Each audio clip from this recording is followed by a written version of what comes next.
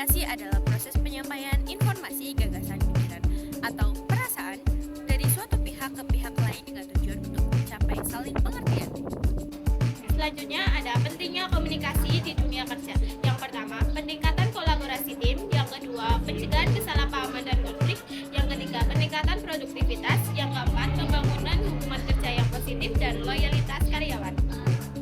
Komunikasi yang efektif juga krusial untuk mencapai tujuan bisnis melalui penyampaian informasi yang merata, pemecahan masalah yang baik, dan pengambilan keputusan yang tepat. Komunikasi formal biasanya dipakai dalam situasi resmi seperti kantor, sekolah, instansi, pemerintahan, bisnis, dan akademik.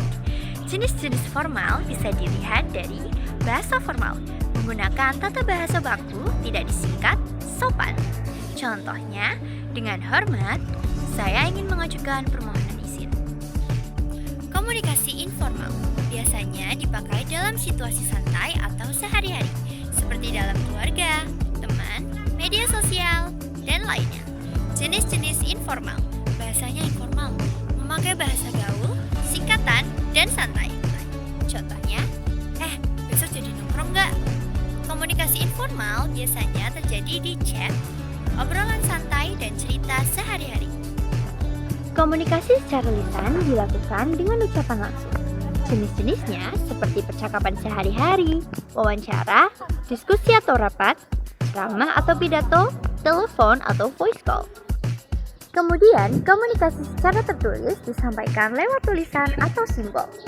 Jenisnya seperti surat, bisa pribadi atau dinas, email, pesan singkat seperti chat dan SMS, kemudian laporan.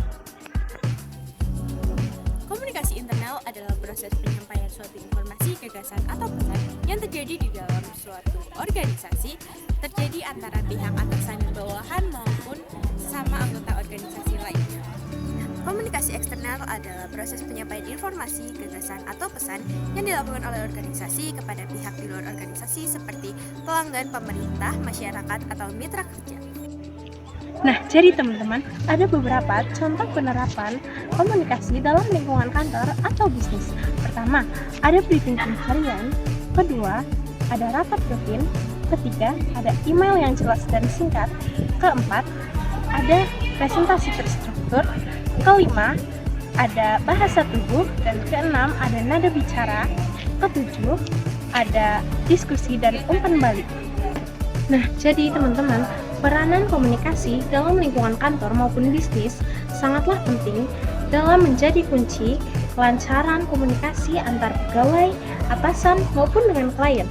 Dengan komunikasi yang sopan, jelas, dan efektif dapat memperlancar penyelesaian pekerjaan, mengurangi kesalahpahaman, maupun menciptakan suasana yang kondusif dan profesional.